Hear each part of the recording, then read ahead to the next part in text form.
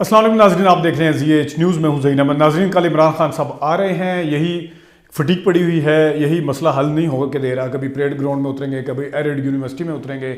रास्ते बंद होंगे। असद उमर साहब कह रहे हैं कि जिस तरह एक मैच के दौरान सिक्योरिटी को ख़तरात नहीं होते, तो इस तरह। और राना सनाउल्लाह साहब हैं, वो उनकी ज़िंदगी को ख़तरात के हवाले से चैलेंज करते हुए नज़र आ रहे हैं। ये तमाम इशूज़ अपनी जगह पे हैं, लेकिन एक जो नया इशू है वो इस वक्त नए आर्मी चीफ के हवाले से है। मैंने पिछली वीडियो में भी कहा था कि उसूली तौर पे तो इमरान खान साहब को या PTI को इस वक्त जो बात है या उम्मीदें उस तरह नहीं लगानी चाहिए, क्योंकि उनके हवाले से तो चलो जनरल बाजवा साहब के हवाले से तो था, कुछ चीज़ें ऐसी थी, पूरा एक टेन्योर था, पूरा उनका 2 दफ़ा का टेन्योर 6 साल का, और उसके पीछे जो कुछ भी था उसके हवाले से था। लेकिन नए उसमें उम्मीदें लगाना या उनसे इलेक्शन के मुतालबात करना ये समझ से बालातर है। लेकिन PTI की मुश्किलात और PTI के जो खदशात हैं वो अपनी जगह पर हैं। ये कोई जिस मुल्क के अंदर 70 साल से ये रूटीन चल रही हो कि वहाँ पे फैसले कोई और करता है, वहाँ इतनी आसानी के साथ ये बिजली का बटन तो है नहीं है कि अभी बस वो बाजवा साहब ने उस दिन तकरीर कर दी है तो सियासत से अपने आप को उन्होंने डिस्टेंस कर लिया है। इतनी आसानी से तो ये पता नहीं चलेगा। मैंने उस दिन भी कहा था कि ये अपने कंडक्ट से पता चलेगा कि क्या क्या है, वक्त बताएगा। लेकिन जिस मुल्क के अंदर 60-70 साल से ये वाली प्रैक्टिस चल रही हो, उसको इतनी आसानी से उसको साइड पे कर देना, वो समझ से बिल्कुल बालातर है, या समझ लिया जाए कि बालातर वो साइड पे हो चुके हैं। जिस मुल्क के अंदर जो उस वक्त के वज़ीर आला फिर आज के वज़ीर आज़म जो हैं वो डिग्गियों में जाके मिलें, रात के अंधेरों में जाके मिलें। ज़ाहिर है वो इसलिए तो नहीं मिलते होंगे कि ऑरेंज ट्रेन का कौन सा एक्स्ट्रा स्टेशन बनाना है मैंने, या अभी मैं सुबह किसी जगह छापा मारना जाके वहाँ का सुपरिटेंडेंट किस अस्पताल का मैंने फारिग करना है, ये करने के लिए तो नहीं मिलते थे। जिस मुल्क के अंदर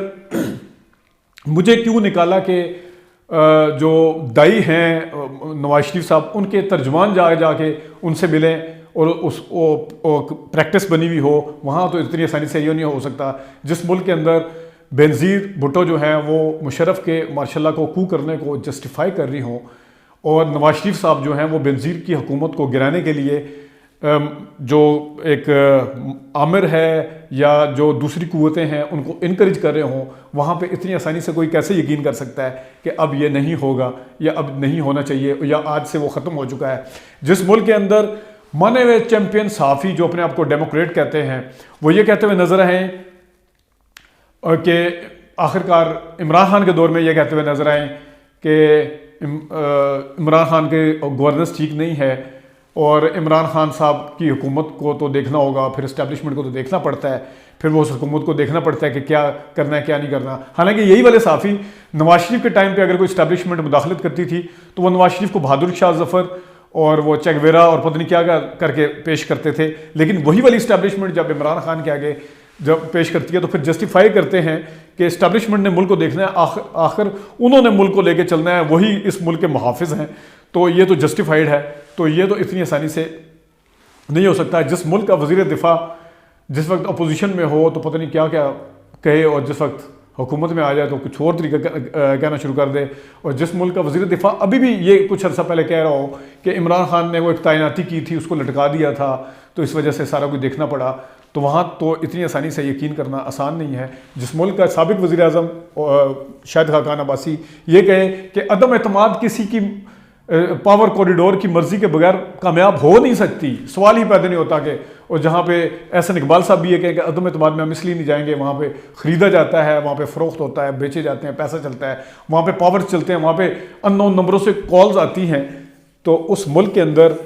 इतनी आसानी से तो यकीन नहीं किया जा सकता। लेकिन बहरहाल फिर भी सियासी जमात होने की हैसियत से ये इमरान खान साहब पे और PTI पे लाजिम है कि वो अभी जो है कोशिश ये करें कि फ़्रेश इलेक्शन के लिए बात अगर करनी है, अगर तो कोर्ट का दरवाज़ा खटखटाना है, लेकिन कानूनी तौर पे तो कोर्ट भी कुछ नहीं कर सकती क्योंकि ज़ाहिर है एक असेंबली चल रही है। अगर कोई अदम एतमाद वाली साइड पे कुछ आता है, सदर साहब कह देते हैं कि अदम एतमाद का वोट लें, आप इत्तेहादियों से बातचीत करते हैं, बेशक वही वाले बहाने बनाएं कि महंगाई ज़्यादा है और फलाना है वो, और वो इत्तेहादी जो है वो छोड़ के चले जाएँ, उस वक्त तक तो कुछ नहीं हो सकता है। लेकिन ये फैक्ट अपनी जगह पे है कि अगर ये खदशात जो हैं ये सिर्फ PTI के खदशात नहीं हैं कि वो अगर इस्टेब्लिशमेंट के ऊपर शक करेगी, देखेगी, यही वाले खदशात नून लीग के अंदर भी हैं। अभी हफ्ता पहले तक लाडला अभी भी कहा जा रहा था, हफ्ता पहले तक कुछ से कुछ कहा जा रहा था, और एकदम से चेंज हो के सारा कुछ हो के नहीं हो सकता। ज़ाहिर है अपनी मर्ज़ी से तो हुकूमत कभी भी नहीं छोड़ती। अब मुझे बताएं कि जब सुप्रीम कोर्ट ने असम्बली बहाल कर दी थी नवाज शरीफ साहब की, तो फिर वो कौन था जिसने आके गुलाम इसाक खान को